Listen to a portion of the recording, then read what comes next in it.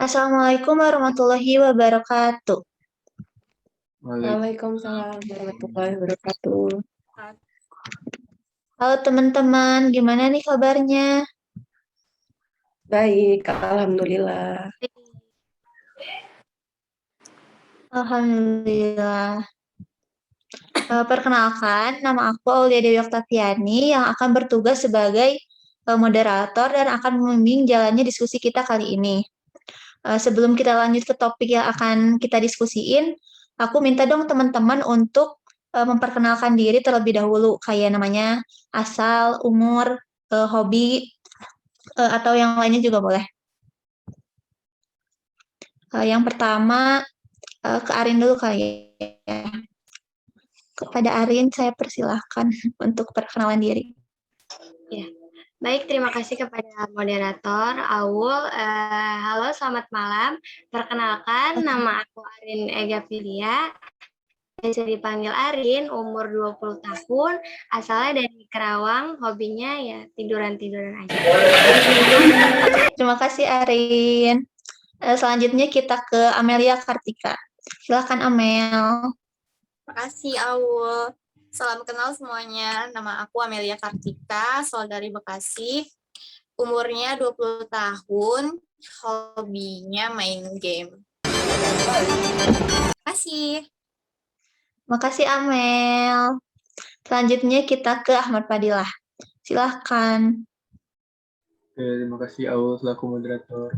Halo semuanya, salam kenal. Nama aku Ahmad Fadilah, biasa dipanggil Fadil atau Ahok. Umur 20 tahun, asal Depok. Terus hobinya main Mobile Legends. Bantu aku, Cuk. Terima kasih. Bantu, Cuk. Aku nalain main goblok ini. Terima kasih Ahmad Fadilah. Selanjutnya kita akan ke Bunga Mailisa. Silahkan Bunga.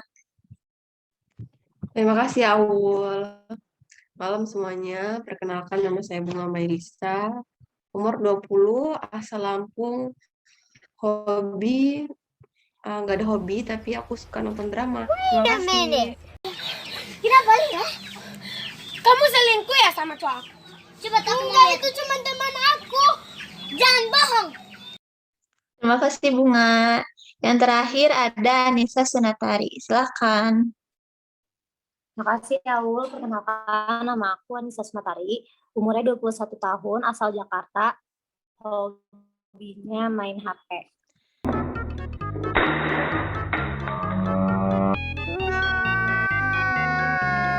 Terima kasih Anissa Sunatari.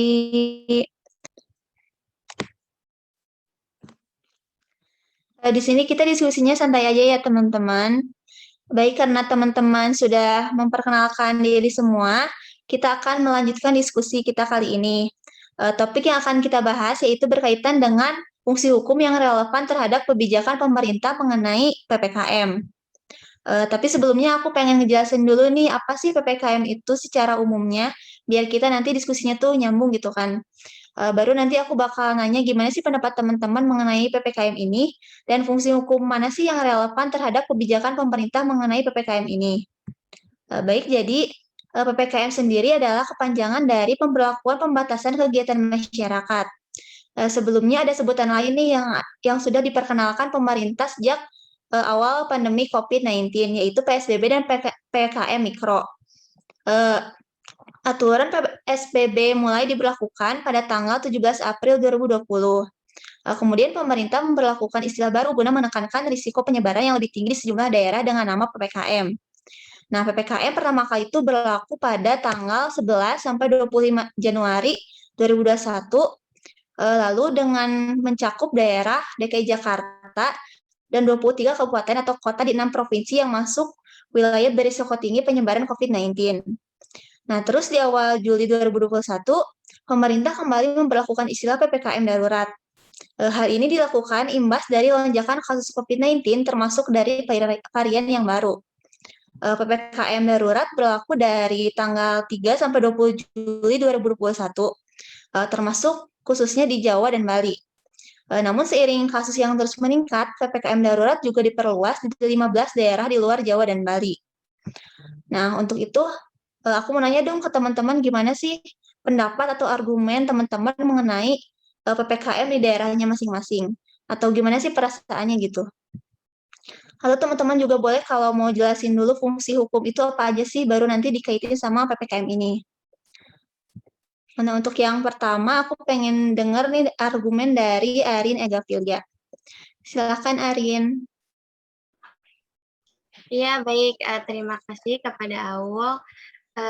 Pertama-tama, aku mau nyampein argumen aku tentang PPKM di kota aku sendiri, Kota Karawang. Menurut aku, fungsi hukum yang relevan dengan kebijakan PPKM ini tuh fungsi hukum sebagai alat ketertiban dan keteraturan masyarakat. Nah, hukum di sini itu sebagai petunjuk bahwa ada aturan dan juga perintah dari pemerintah, sehingga fungsi hukum itu sebagai alat ketertiban masyarakat itu harus dilakukan oleh kedua belah pihak. Nah, menurut aku sendiri, sebagian besar masyarakat di Karawang ini udah bisa mematuhi aturan yang ada, tetapi sebagian laginya itu masih belum bisa atau masih banyak yang melanggar.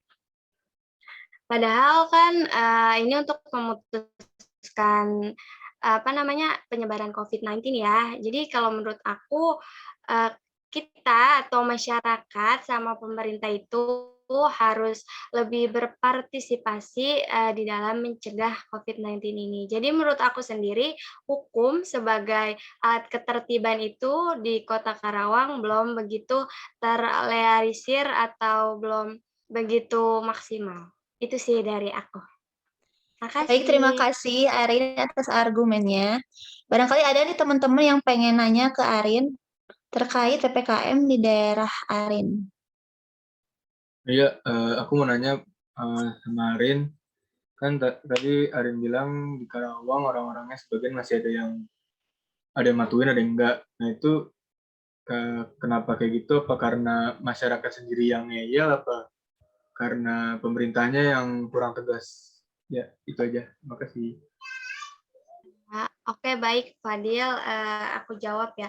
Kalau menurut aku sendiri berasal dari masyarakatnya itu sendiri, karena kebanyakan kan yang langgar anak-anak seumuran kita ya, yang masih egois, yang masih suka penongkrong sama temen-temennya, masih suka ngopi-ngopi begitu. Jadi biar sepenuhnya lancar gitu PPKM yang ada di Karawang ini ya, dari kedua belah pihak harus sama-sama berpartisipasi, bekerja sama lah, kayak gitu.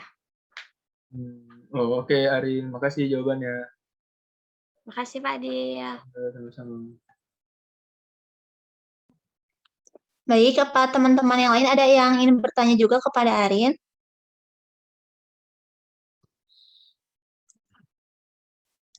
Kalau nggak ada, kita lanjut aja kali ya. Kita lanjut ngedengerin argumen dari Amelia Kartika. Silakan kepada Amel.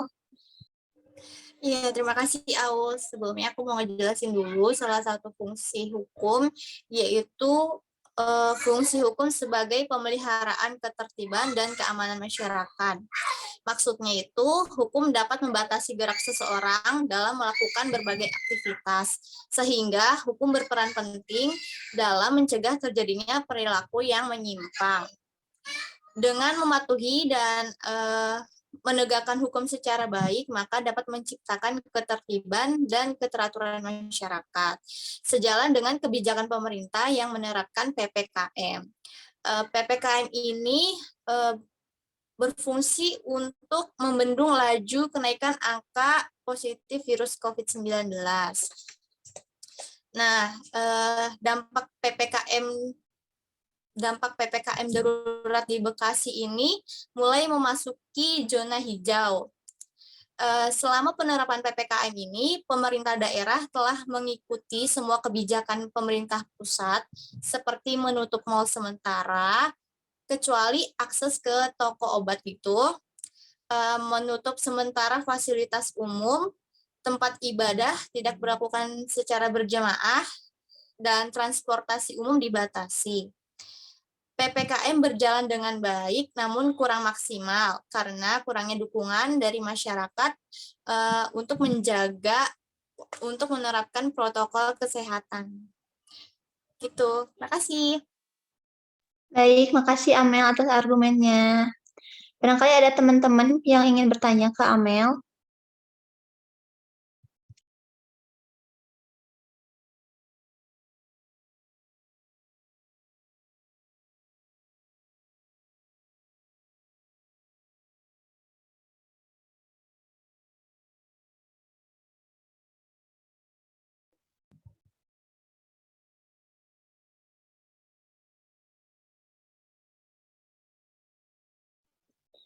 Halo teman-teman, ada yang pengen nanya nggak? Kalau nggak ada, kita lanjut aja gitu. Ya, kayaknya lanjut aja. Yaudah tuh. Kita lanjut aja kali ya, Mel. Ya, Aul. Oke. Jadi kita lanjut ngedengerin argumen dari Ahmad Fadilah. Silakan kepada. Oke, terima kasih Aul. Oke, aku mau jelasin dulu salah satu fungsi hukum. Salah satu fungsi hukum itu adalah melaksanakan dan mewujudkan keadilan sosial bagi seluruh rakyat Indonesia. Tapi menurut saya, fungsi hukum ini dengan apa yang terjadi pada masa PPKM ini tidak relevan. Karena apa? Karena orang-orang yang bekerja di luar daerah, misalnya dari Depok ke Jakarta Timur, itu mau tidak mau kan dia harus ke sana. Dan belum tentu juga kalau kantornya dia belum menerapkan sistem WFH atau work from home. Nah, jadi menurut saya dengan kebijakan yang seperti itu terlalu tiba-tiba dan solusinya belum ada menurut saya itu. Nah, tapi orang-orang yang berjalan-jalan, seperti orang-orang terkenal, keluar kota itu banyak dan dipamerkan ke media sosialnya. Menurut saya kalau emang mau berjalan-jalan ya silakan saja walaupun sebenarnya dilarang, tapi kalau bisa jangan diposting lah. Maksudnya kan kalian kan misalnya orang-orang yang selebgram influencer itu kan berpengaruh, banyak yang nonton, takutnya ada yang cemburu kan, kecemburuan sosial. Ya takut seperti itu. Nah, menurut saya fungsi hukum yang tadi saya sebutkan sama kebijakan PPKM ini tidak relevan di bagian yang itu. Kalau di bagian yang lain mungkin ada yang relevan atau tidak. Mungkin teman-teman ada yang mau menambahkan atau ingin bertanya, silakan. Silakan tuh teman-teman jika ada yang ingin bertanya kepada Ahmad Fadilah. Izin bertanya kepada Ahmad Fadilah. Ya, silakan. Biasanya kan cowok-cowok ini sering banget kan mabar gitu di tempat warkop atau yang tempat nongkrong lainnya. Kalau Fadil sendiri masih sering ngumpul-ngumpul gitu selama PPKM sama teman-temannya? Ya, ini langsung aku jawab aja ya. Emang aku sering ngumpul tapi nggak ngumpul di warkop gitu, tapi di salah satu rumah teman aku untuk main, untuk ngobrol, untuk main game. Ya emang sebenarnya salah sih kayak gitu, tapi gimana ya, kayak bosen gitu di rumah. Terus kalau misalnya mau ke kafe-kafe gitu nggak sering sih, kadang-kadang doang, itu juga nggak rame, paling cuma berempat, berlima, ya gitu-gitu aja sih. Sebenarnya salah, tapi gimana? Iya, yang penting protokol kesehatannya tetap dijaga gitu ya, mau main gitu. Oke, makasih Fadil. Ya, sama-sama. Baik, kita lanjut aja ke Bunga Mailisa untuk mendengarkan argumennya. Silakan Bunga. Ya, terima kasih Aul. Aku di sini mau ngasih tentang PPKM di daerah aku ya, di Lampung, terutama di Metro. Kan Metro tuh emang salah satu kota kecil yang ada di Lampung. Jadi emang nggak rame dan memang kasus coronanya nggak separah di Pulau Jawa gitu.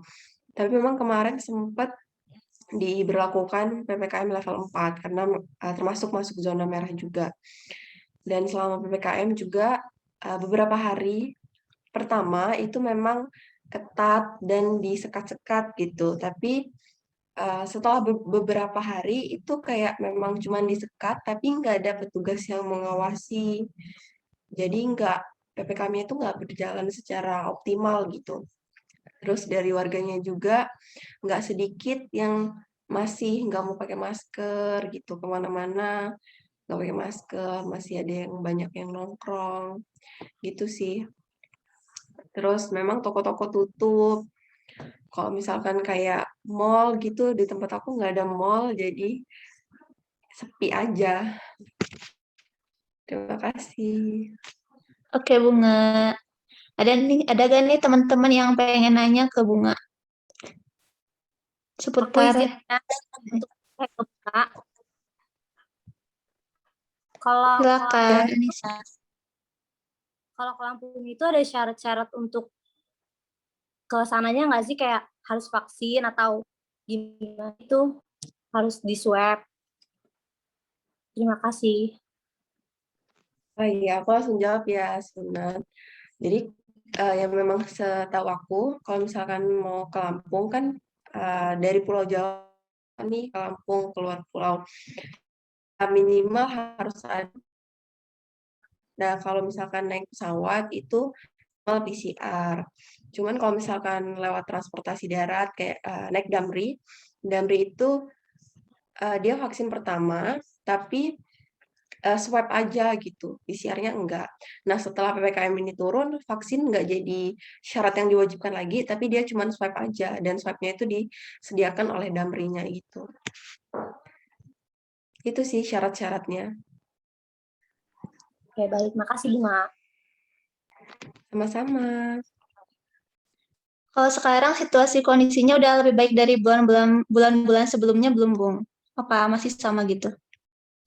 Iya, kalau sekarang udah baik banget sih, udah turun levelnya, terus memang udah dibuka tempat-tempat umum gitu, udah boleh beroperasi sampai malam lagi. Terus juga udah boleh diadain hajatan pernikahan gitu, walaupun memang nggak boleh yang besar-besar gitu. Kalau di sana mayoritas sudah divaksin belum?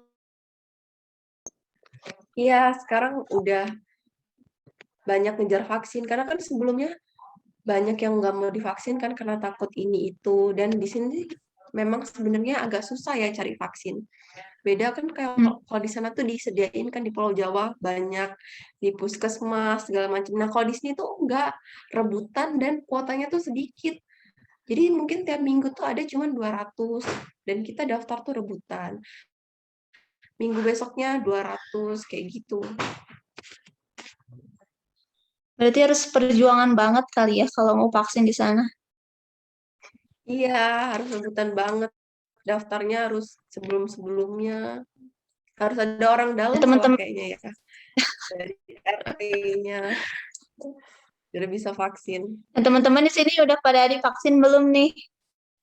Udah dong. Bagus. Udah dong. Ya udah kita lanjut aja ya. Kita lanjut ke yang terakhir, ada Anissa Senatari. Silakan Anissa untuk berargumen. Ya, di sini menurut Lawrence Friedman itu salah satu fungsi hukum itu sebagai perilaku mengontrol. Jadi kalau di Jakarta itu yang di sekat-sekat itu yang cuma kayak di Senayan, di Sudirman. Kalau yang di tempat-tempat yang di perkampungannya itu enggak. Dan kalau misalkan kalau di Sudirman itu kayak ada yang ngejaga gitu kayak polisi, dan tempat-tempat yang perkampungan enggak, makanya masyarakat yang di perkampungan itu banyak yang masih melanggar peraturan gitu. Jadi fungsi hukum itu tuh nggak berguna lagi sebagai mengawasi perilaku mengontrolnya itu. Gitu. Oke, ada gak nih teman-teman yang pengen nanya ke Anissa? Aku mau nanya dong ke Anissa. Iya, boleh. Selama PPKM ini nih, kamu pernah nggak sih kayak keluar kota gitu atau pergi yang jauh-jauh? Nah, kalau misalkan pernah, karena kepentingan apa gitu? Terus ada nggak sih syarat-syaratnya yang kalau misalkan kita tuh mau pergi keluar kota gitu di sana? Pernah sih selama PSBB, PPKM. Waktu itu pernah ke Bandung untuk ngecek kosan. Tapi kayak ya biasa aja gitu, cuma di bisnya itu kayak dikasih jarak gitu aja sih. Terus jalan-jalan juga yang kota-kotanya itu ditutup, jadi susah nyari jalan.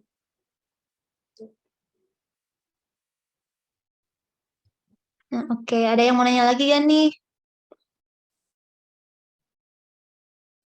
Oh iya. Aku mau nanya Iya, iya. ke Suna. Iya, Ya, Rin? Rin. Gimana? Eh, apa sih dampak yang kamu rasain dengan adanya kebijakan pemerintah mengenai PPKM ini? Dampaknya. Ya, kita susah kemana-mana gitu. Oh, jadi terbatas gitu ya? Mm-mm. Hmm. Iya, ya udah makasih. Iya. Yang paling dirasain kayaknya bosan banget di rumah kali ya. Iya bener, bosan banget. Itu betul. Bener, bosen banget nggak bisa kemana-mana.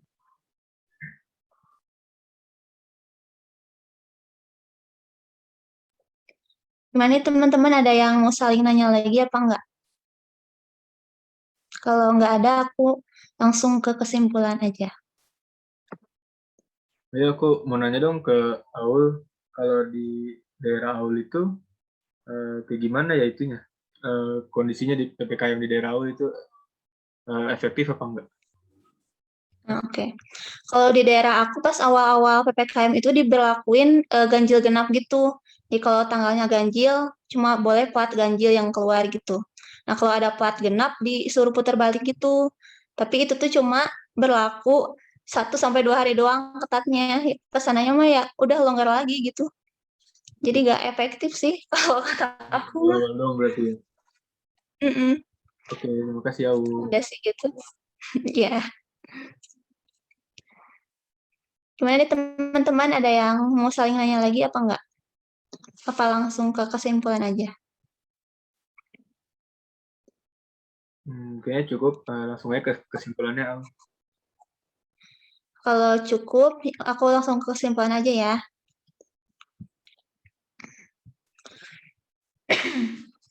Nah, jadi kesimpulannya, fungsi hukum di PPKM ini yaitu satu, fungsi hukum sebagai pemeliharaan dan keamanan, yaitu membatasi gerak seseorang dalam melakukan berbagai aktivitas.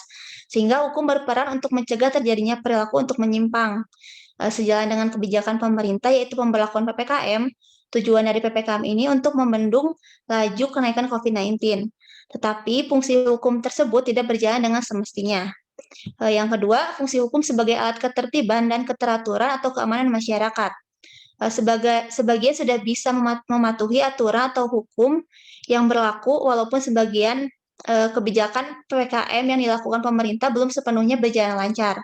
Padahal pemerintah sudah memberikan aturan atau larangan agar bisa mencegah COVID-19. Artinya fungsi hukum di sini belum begitu kuat di dalam kebijakan PPKM sekarang ini. Nah, yang ketiga, salah satu fungsi hukum di masyarakat adalah melaksanakan dan mewujudkan keadilan sosial bagi seluruh rakyat Indonesia. Tetapi hal itu tidak sesuai dengan fungsi hukum yang disebut tadi, karena adanya perlakuan yang berbeda kepada masyarakat tertentu. Nah, yang terakhir yaitu fungsi hukum, salah satunya yaitu hukum berkaitan dengan perilaku yang mengontrol. Dalam PPKM ini, fungsi hukum yang berkaitan dengan perilaku yang mengontrol itu tidak berfungsi karena hanya di daerah kota aja yang dijaga aparat negara. Sedangkan untuk daerah yang kecil tidak ada yang mengontrol. Jadi dapat ditarik kesimpulan ya teman-teman bahwa dalam PPKM ini fungsi hukum sebagian besar belum dapat berjalan dengan baik. Nah, dalam hal ini masyarakat merupakan faktor yang memiliki pengaruh yang besar dalam pelaksanaan penegakan hukum PPKM darurat.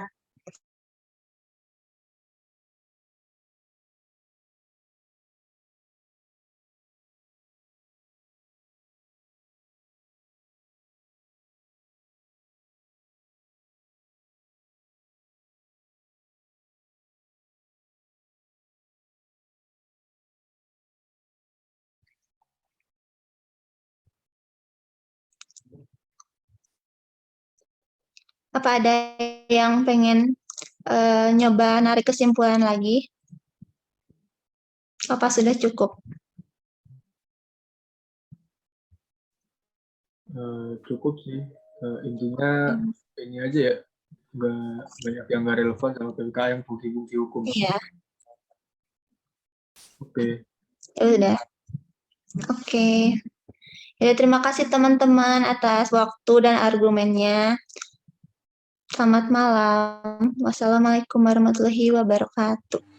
Waalaikumsalam. Warahmatullahi wabarakatuh. Terima kasih Aul dan teman-teman. Ya, Ini aja, Terima kasih semua. 6 menit, Selamat Itu berapa menit? Oh? 6 menit lagi ya. Gua berhenti recordnya.